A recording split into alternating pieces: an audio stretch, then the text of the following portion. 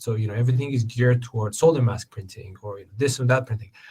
How come we don't see general contract manufacturing in printed electronics with inkjet? Everybody uses screen printing. Why don't people use inkjet? I don't know of a single example. So I can only speak for us. And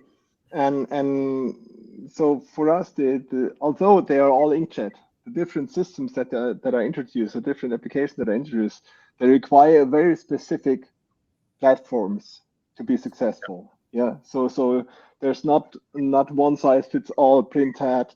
So we need to select the right printhead for the right application. There's no good for everything. Yeah. And that's also say good thing for production if you selected the right printhead and then go to production, but it challenges. I say if a contract manufacturer would ask me, I want to be a contract manufacturer for printed electronics, give me a platform, I wouldn't know how it looks like. It would be much too complex to integrate all these printheads and all the different materials that you can print, and even going to nitrogen atmosphere and stuff like that. This would be, for most applications, would be far off or far too complicated. Yeah. It's very application material set specific process.